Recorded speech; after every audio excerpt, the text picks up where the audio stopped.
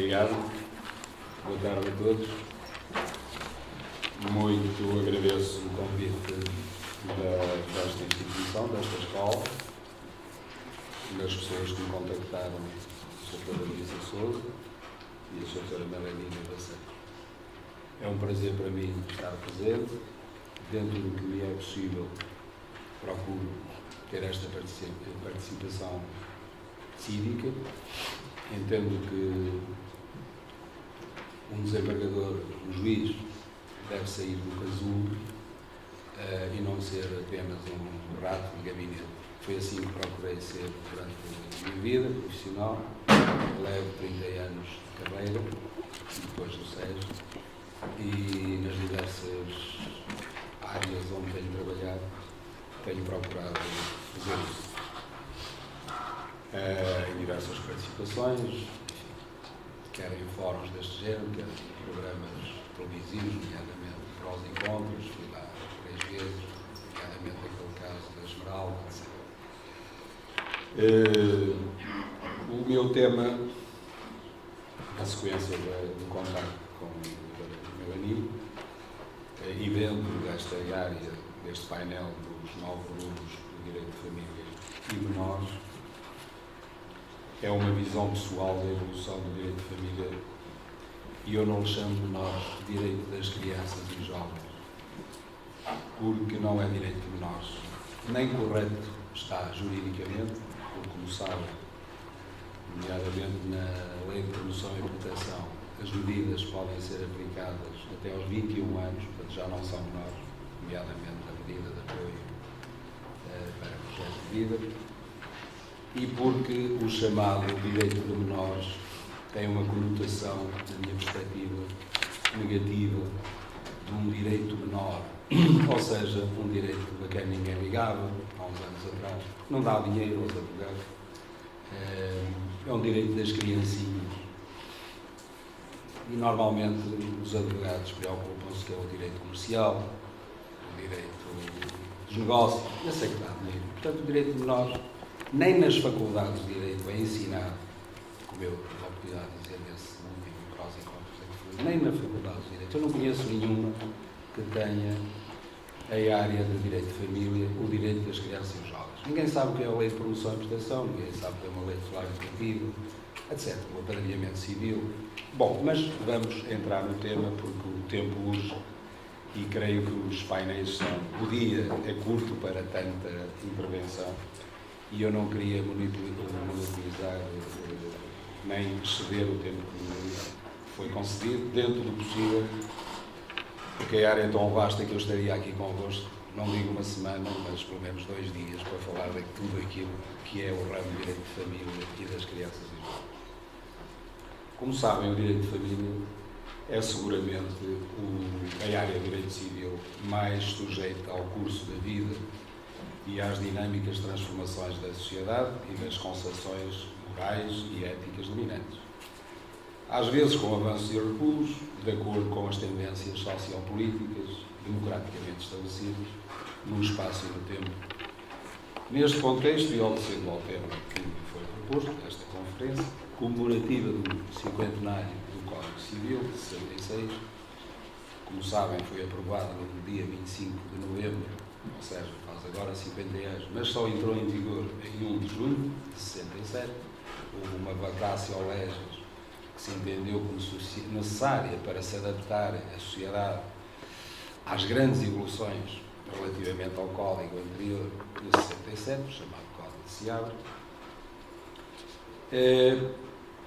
Proponho-me então fazer uma viagem sobre a evolução das principais alterações legislativas neste ramo de direito civil, desde o Código Civil de 66, cujo 50º aniversário estamos a comemorar, até ao presente, e se calhar até falando alguma coisa do futuro, de uma forma informal, como me parece que já viram que é o meu timbre, para falar para pessoas que não sejam puramente técnicos de direito. Qualquer cidadão, procuro eu que me entenda. Sumária, considerando as limitações do tempo, como já disse, que é destinado, e procurando ter presente o interesse de vós, destinatários, que irão ter a paciência de me ouvir. Ora bem, vamos então ao Código Civil de 66 e as alterações legislativas posteriores e legislação conexa até ao presente. Eu vou procurar fazer, não posso fazer mais, a indicação das diversas alterações. Se repararem, do Código Civil de 66 até agora, imaginemos que há 30 alterações. Seguramente 20 são de direito de família. Então, por exemplo, logo que saiu o Código e dá-se a Revolução de 74 e sai o Decreto-Lei 261/75, 27 de maio, que veio permitir o divórcio aos católicos, coisa que não existia antes. E logo a seguir o 561/76, 17 de julho, que veio criar outros fundamentos de separação de pessoas e bens e de divórcio. Vem na mesma sequência da procura de o legislador, após a Revolução de Abril, se adaptar à realidade concreta e, como ele próprio, no preâmbulo da própria lei, refere da seguinte forma: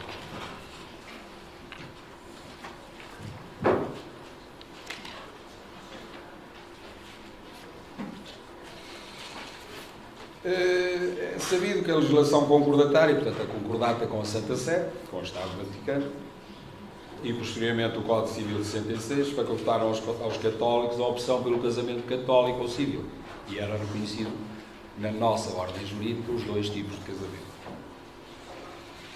Muito embora o casamento católico ficasse sujeito às regras materiais do direito matrimonial canónico. E o legislador de 75, saído da Revolução, diz: a unidade do nosso direito matrimonial ficou assim quebrada em Portugal, que desde 1940, o regime anterior,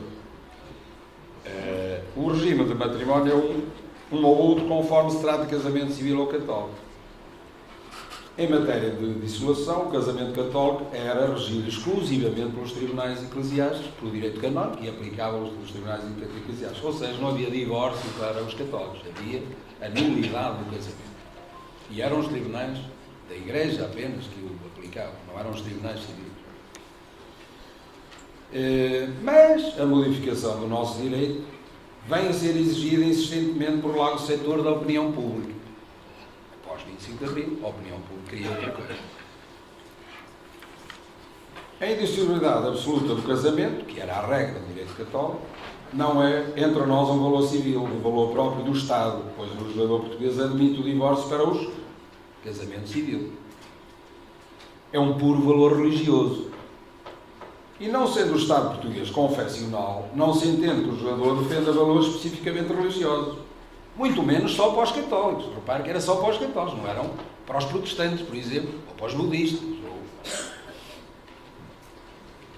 E, portanto, o legislador não pode defender valores especificamente religiosos, impondo aos católicos o cumprimento de um dever, o dever não pedirem o divórcio, que não deverá ser para eles mais do que um dever de consciência. A solução do direito português é quase única no mundo, vigora apenas na República Dominicana e em Portugal. Era o que vigorava.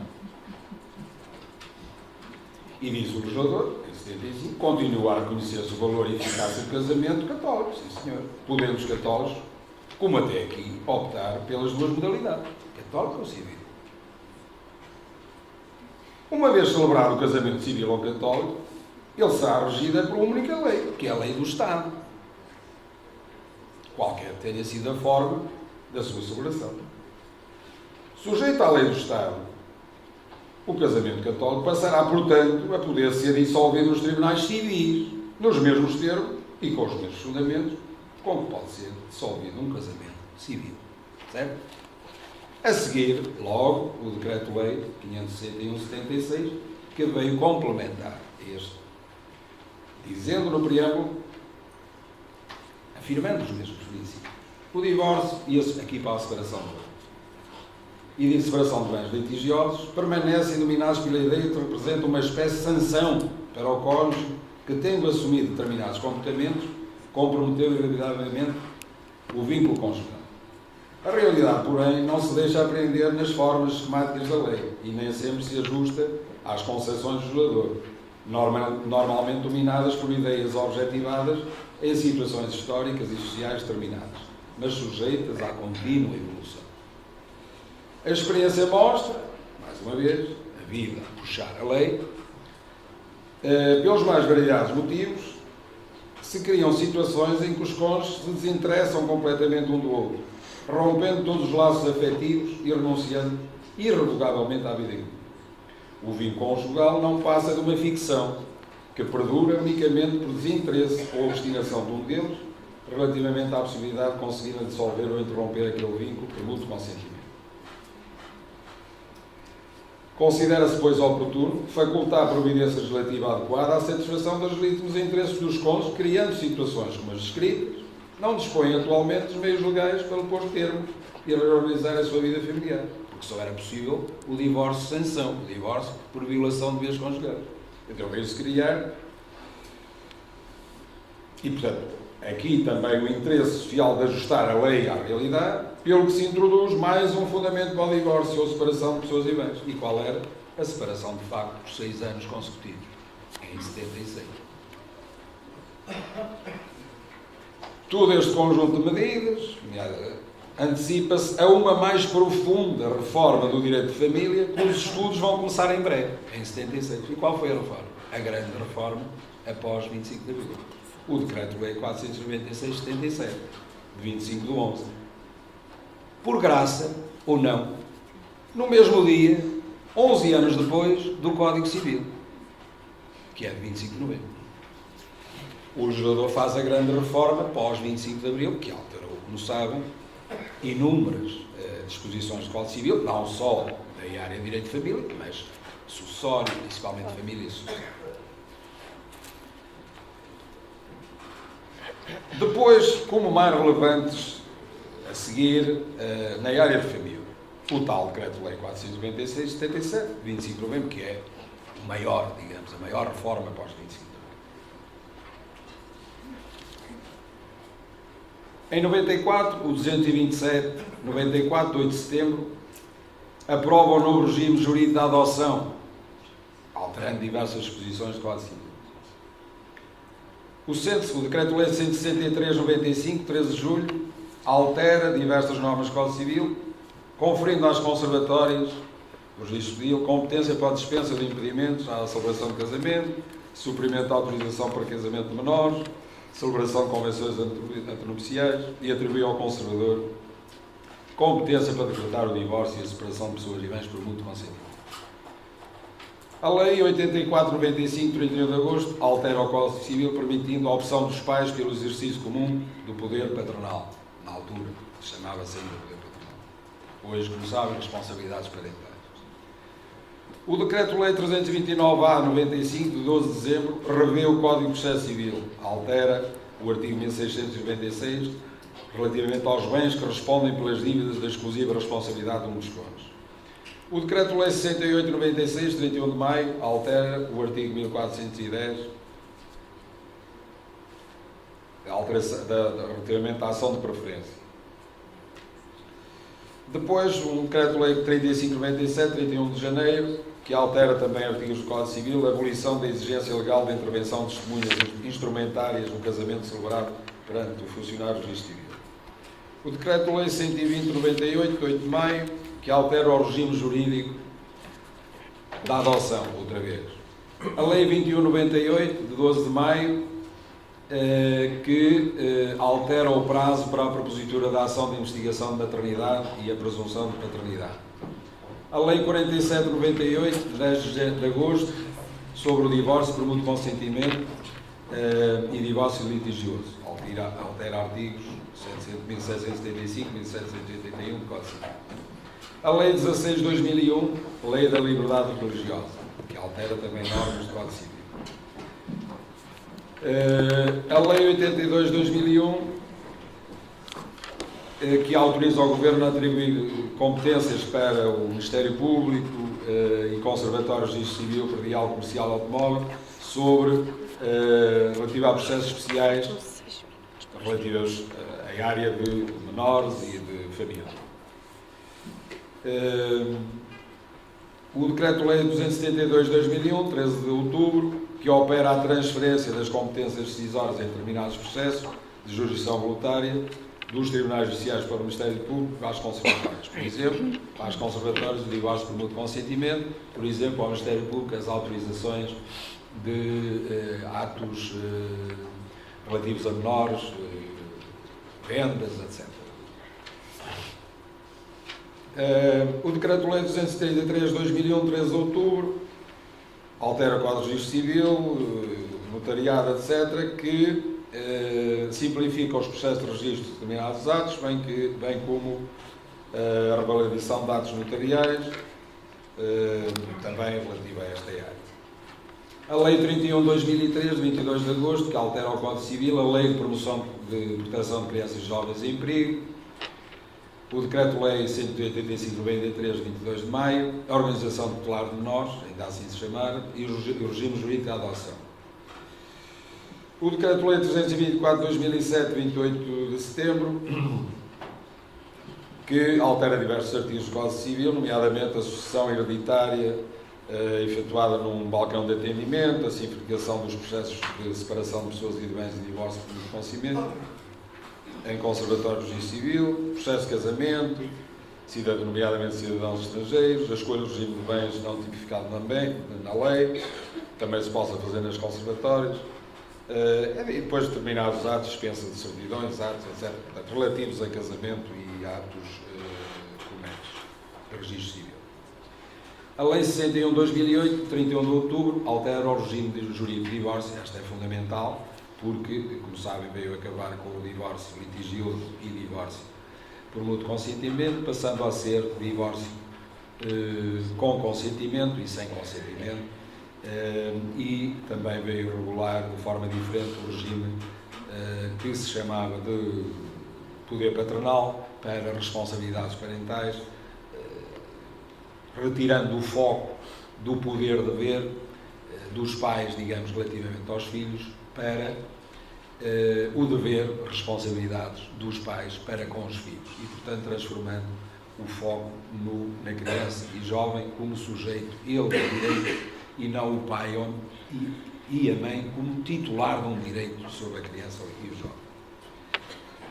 A Lei 61 de 2008, 38 de outubro, que altera o regime do divórcio, que eu estava a referir. A Lei 14 de 2009, que, mais uma vez, altera os artigos da investigação de maternidade e paternidade, fixando prazos mais longos para as respectivas ações, que se calhar ainda não são suficientes e que se calhar irá evoluir. Ainda ontem a falar com o meu filho mais velho, que é um jovem advogado, que tinha uma situação em mãos e que achava realmente uma injustiça, uma situação, e só que, enfim, se calhar lá virá o tempo, porque a lei há de se adaptar ao tempo. E depois de diversas declarações de inconstitucionalidade do Tribunal Constitucional, o legislador entendeu fixar um prazo, enfim, razoável, sempre neste dilema entre o direito à paternidade, à filiação biológica do pretenso filho e a estabilidade jurídica, a segurança jurídica, enfim. E então veio dar um prazo mais razoável de 5 anos, não é? Para depois da maioridade, propor, ou do conhecimento do facto para propor a ação, coisa que antes era de 2. Se calhar vai deixar de ser prazo, porque a situação que ele tinha era um senhor já com um pai de 80 anos, que tem os seus herdeiros, filhos, mas que tem um filho fora do casamento, entre aspas, ilegítimo, mas que tem como eu, um relatório de um exame do IPATIMU, um exame de paternidade, que dá 99,9999, não é? Que é os exames que nós temos agora. Ou seja, o senhor é pai, mas o senhor não vai para filhar. Pode andar, mas não vai. Não sei porquê, tens que o levar. Porque, então, mas propor a ação é que não pode. E, portanto, aquele homem sabe que é filho daquele senhor sabe que é pai daquele filho. A mulher do senhor sabe que tem aquele filho. Toda a gente, os irmãos, sabe. Mas aquele filho, se for reconhecido como filho, vai ser herdeiro. E isto é que é um problema, não é? É mais um a partilhar, não convém, não é? Não convém para alguns. A Lei 9 de 2010, não, antes ainda, o Decreto-Lei 100 de 2009, de 11 de maio, que altera também artigos do Código Civil, produção de efeitos civis das decisões eclesiásticas relativos à nulidade do casamento canónico e dispensa pontifícia do casamento rato e não consumado. Já sabem que isto é? Não vou explicar.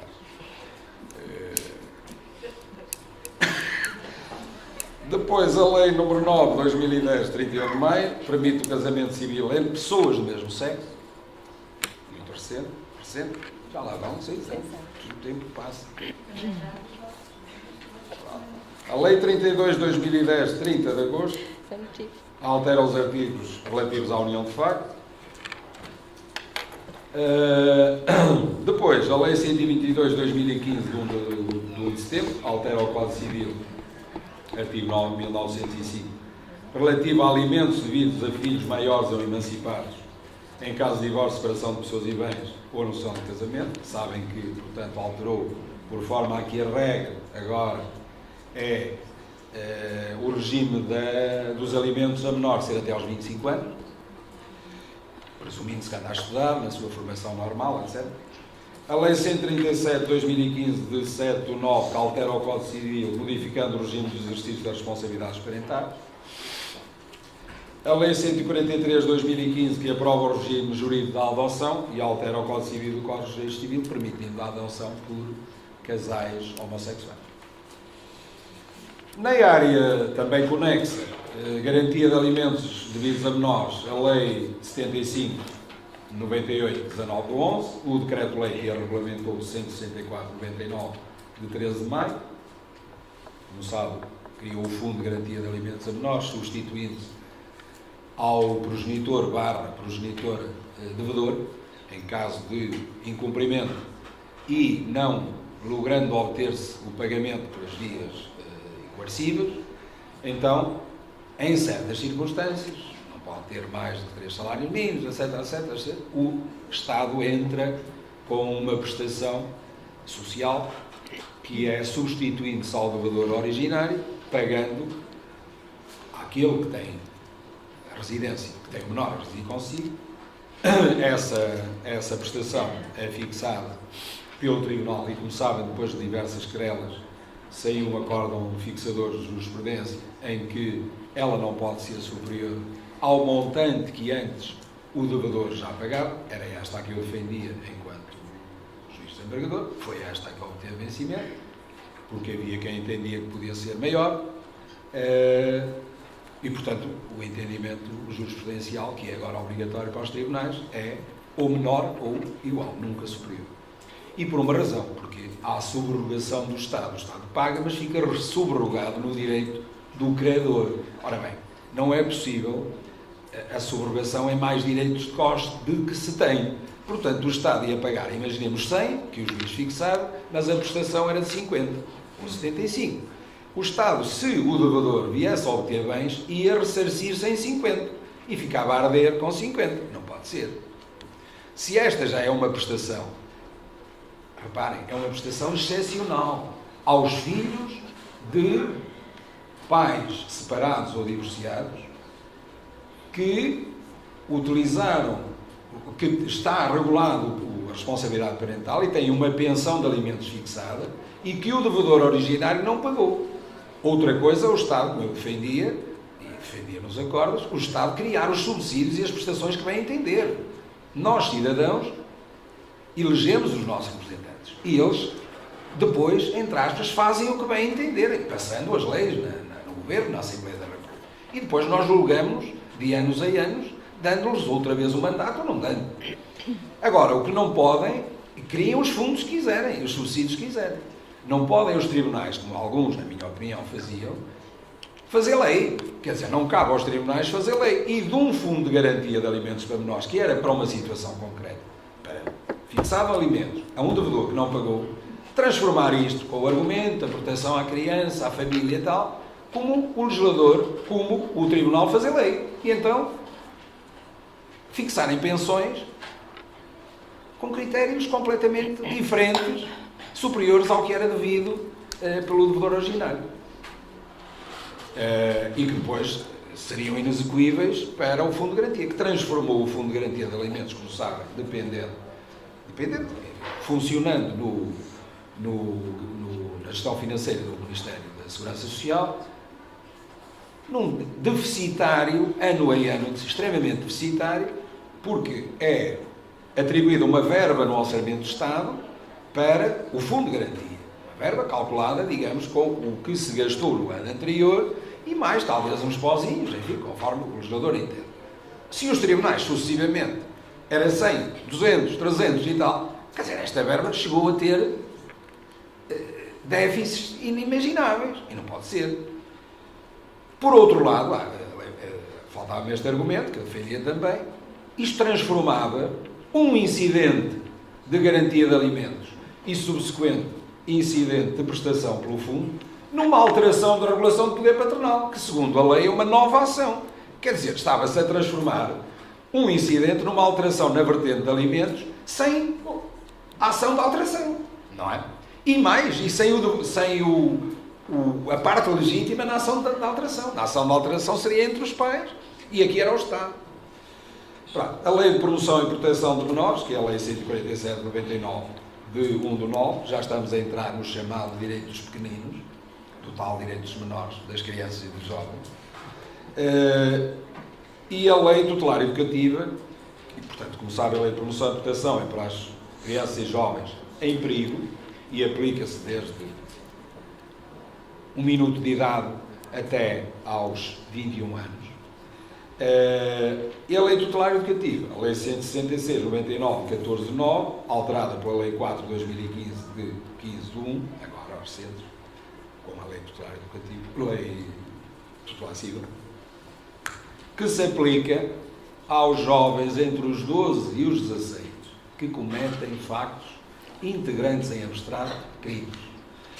Portanto, como eles não cometem crimes porque não são imputáveis, a imputabilidade penal em Portugal é a partir dos 16 anos, sabem, o legislador ficcionou entre os 12 como sendo uma idade razoável de que o jovem já tenha algum conceito de culpabilidade, chamemos assim, e, portanto, já possa interiorizar os valores do direito e da justiça e, cometendo determinados factos, deve ser responsabilizado, obviamente, com medidas de tutelares educativas, que são desde a simples admoestação pelo juiz, a acompanhamento educativo e, em última medida, o internamento em centro educativo, que pode ser em regime aberto, semiaberto ou fechado.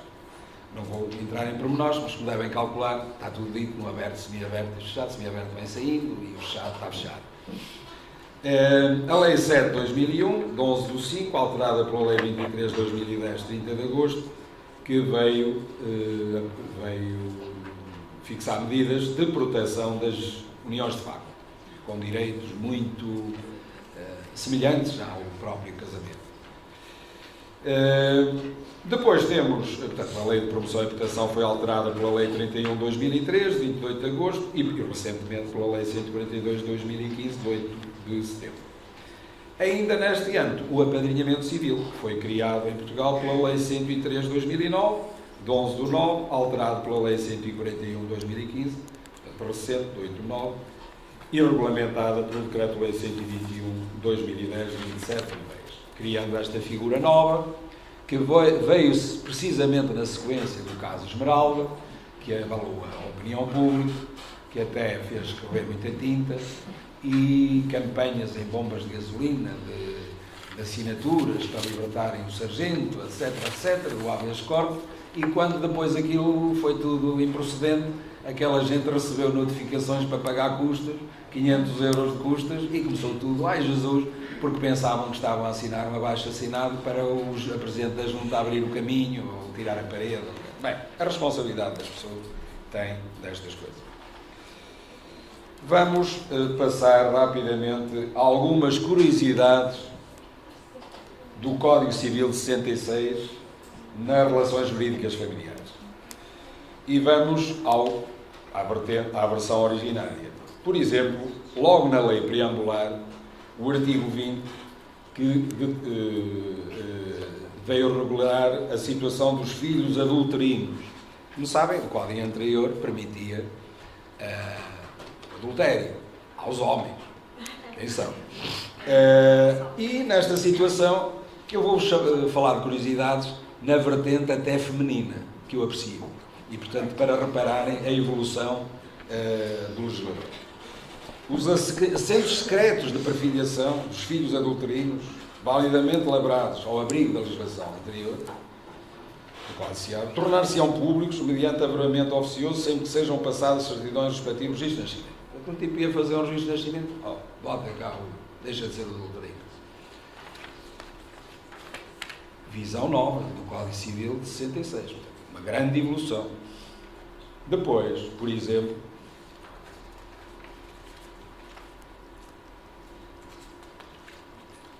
o legislador continuou a assumir o casamento católico civil, mas, como já vos disse, só permitia o divórcio para o civil. No católico, era a nulidade do casamento católico e a dispensa do tal casamento rato e não consumado era reservada aos tribunais eclesiásticos apenas. Depois, os deveres conjugais que o Código Civil, na versão originária, tinha eram apenas que os cônjuges estão reciprocamente vinculados pelos deveres de fidelidade, coabitação e assistência. Com as alterações de 1977, após o 25 de Abril, respeito e cooperação. Vieram-se acrescentar estes dois valores, estes dois deveres conjugais. Portanto, na altura, o homem bater na mulher, o homem insultar a mulher, não era fundamento de divórcio nenhum, não havia violação de respeito. A cooperação também não. Isso não havia assistência, mas a cooperação não tinha que cooperar nada, não tinha que lavar pratos, não tinha que meter a roupa na máquina. Depois, a residência da mulher, 1672. A mulher deve adotar a residência do marido, exceto se tiver justificada repugnância pela vida em comum, por virtude dos maus tratos digitados por ele ou do comportamento indigno ou imoral que ele tem. Se tiver de adotar residência própria, em consequência do exercício de funções públicas ou de outras razões ponderadas. Públicas, não privadas. Se estiver pendente a ação de declaração de nulidade, etc. do casamento. Outra curiosidade. Poder marital. O marido é o chefe da família. Era assim que me ensinavam na escola primária. E a mulher é a dona de casa. Portanto, o 1674 dizia que o marido era o chefe de família, competindo nessa qualidade de representá-la, à família, e decidir todos os atos da vida conjugal comum. A mulher tem o direito de usar os apelidos do marido, até ser preferido divórcio. Ou, em caso de viuvez, até passar às segundas núpcias. Passa às segundas núpcias. Claro, perto. Outros direitos da mulher. A mulher não necessita do consentimento do marido para exercer profissões liberais ou funções públicas, nem para publicar ou fazer apresentar obras ou propriedade intelectual. Mas outras atividades lucrativas, se não fossem liberais, por exemplo, professora do ensino público ou privado, não interessa, outra atividade, mediante precisava da autorização do marido. E se a fizesse mediante contrato com terceiro, não depende igualmente do consentimento do marido. Mas é lícito a este, se não der o consentimento e ele não for suprido, ou não tiver o regime da separação de bens, denunciar a todo o tempo o contrato, sem que haja indemnização. Portanto, o marido chegava ao patrão, denuncia aí o contrato da mulher, que ela não tem nada que está dentro. Outra curiosidade. A mulher não pode exercer o comércio sem o consentimento do marido, salvo se for administrador de todo o património conjugal, ou obrigar ao regime da separação. Outra curiosidade. Foi um grande avanço, o 1717, grande avanço no Código Civil, que veio estabelecer, na falta de convenção anternupcial, o regime da comunhão de adquiridos, que ainda é o atual. Não imaginam a revolução que isto foi, naquela época, porque o regime anterior era da comunhão geral. E como diz o meu amigo e mestre, professor de Coimbra, que eu tive a honra elaborar o prefácio do livro que publiquei em 2010, Direito das Crianças e Jovens, o Dr. Guilherme de Oliveira. No regime anterior havia autênticos assaltos, não à mão armada, aos patrimónios, principalmente das mulheres labradoras ou labradeiras ou industriais. E então casavam em comunhão geral. Venha a nós o vosso reino. E, portanto, para evitar estes assaltos à mão armada, veio o regime supletivo, que significa tudo é lei. Tudo o que se adquirir depois do casamento é comum, o que se tiver antes é só de cada um, e o que se adquirir depois, mas por sucessão, também é de cada um. E já não há o assalto ao património do outro, que, na maior parte das situações, era das outras. Eu não sei, não vivia nesse tempo, mas é o que eles dizem, parece que reza a história. Outra curiosidade, os herdeiros, a presunção de legitimidade, o 1805 assim. Presume-se legítimo o filho nascido ou concebido na constância de matrimónio da mãe. E depois havia o período da concepção, que eram os 120 dias dos 300 que precederam o nascimento. E estes eram os legítimos. Era que eram os herdeiros. Os ilegítimos não herdavam nada. Claro que depois, em 77, com a reforma após 25 de Abril, acabou essa distinção entre filhos legítimos e ilegítimos.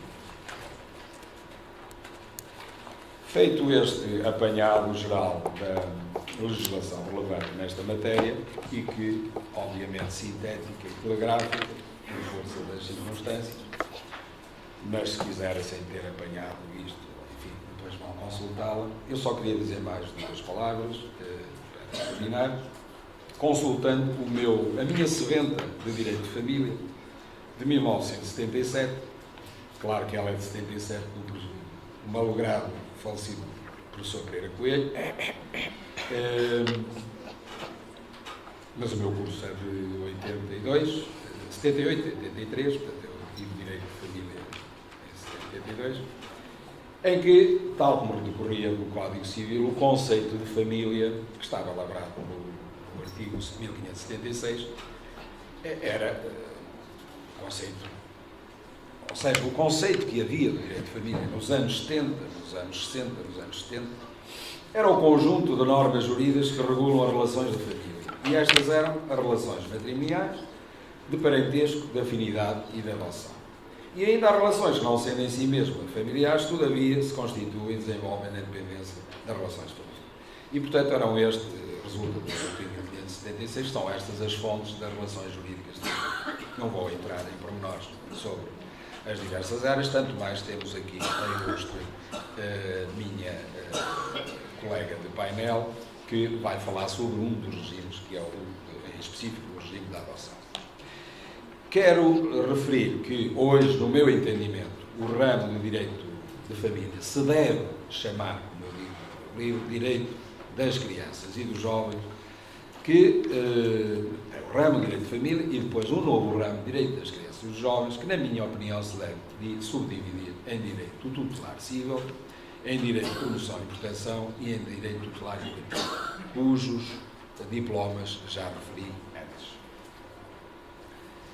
Muito relevante para estes novos conceitos do direito de família, que hoje poderemos dizer que tem uma configuração próxima daquela que, por exemplo, no Ano Internacional de Família, a ONU adotou em 1984, entendendo por família duas ou mais pessoas que partilham recursos e responsabilidades por decisões, compartilham valores e finalidades e têm um compromisso umas com as outras de um tipo duradouro, independentemente de laços legais, de sangue, adoção ou casamento. O nosso legislador constitucional veio, obviamente, consagrar também esta visão moderna do direito de família, consagrar a proteção das crianças e jovens como um desiderado fundamental, de forma que o retirar de uma criança aos pais só o possa ser por decisão de um tribunal, sem consentimento. Obviamente, se houver consentimento dos pais, as próprias comissões de promoção, comissão de menores podem, em medidas de promoção e proteção, fazê-lo. Mas, sem consentimento, o órgão legítimo próprio é apenas os tribunais. Artigo 36, número 6 da Constituição. E, nos termos do artigo 18, número 2, só a título excepcional, portanto, vigora aqui o princípio da proporcionalidade. A lei ordinária, na sequência da lei fundamental, Código Civil, Lei de Proteção de Crianças e Jovens e Lei Eleitoral Educativa, vem concretizando este princípio fundamental, que constitui matriz constitucional que informa e conforma grande parte da intervenção levada a cabo pelo domínio da justiça das crianças e dos jovens. O novo regime constitucional também está em conformidade com o direito internacional, nomeadamente aquele que Portugal ratificou, em que aqui chamam a atenção essencialmente para a Convenção de Nova Iorque, assinada em Nova Iorque, sobre os direitos das crianças, da Assembleia Geral das Nações Unidas, em 20 de novembro de 89, e que foi assinada em Nova Iorque em 26 de janeiro de 90, aprovada, ratificada em Portugal em 1990, constitui o grande marco na história da infância, ao traçar a viragem na concepção dos direitos da criança. Trouxe o reconhecimento jurídico da criança como sujeito autónomo de direitos, ao mesmo tempo destacou a importância da família para o seu bem-estar e desenvolvimento harmonioso.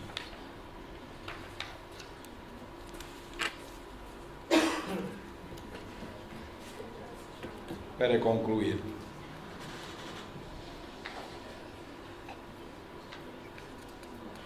a família hoje, longe de corresponder a uma função reprodutiva da espécie, à finalidade de educação das crianças ou apenas ainda à garantia de uma relação duradoura entre sexos diferentes, é multidisciplinar, plurilocal, multigeracional, transgressora das imposições do género, extremamente exigente do ponto de vista afetivo, e os laços que gera ou pode gerar estão longe de se poder reduzir a uma determinação fixa ou conjunto de determinações. Assim sendo, o que se torna relevante quando odiernamente se fala em família é a principal e decisiva questão da determinação dos novos deveres familiares, tanto no plano privado como no público. E aí, citando a minha colega Helena Bolieiro e o meu colega Paulo Guerra, o problema mais decisivo a respeito da família, tanto no que respeita às políticas públicas como no que se refere à capacidade avaliativa do homem comum, consistirá sempre em saber como conjugar a individualidade, a autenticidade e o reconhecimento com a criação de instituições que possamos todos considerar valiosas. Afinal, este não é outro senão o problema filosófico clássico da relação entre a liberdade e o bem. Tenho dito.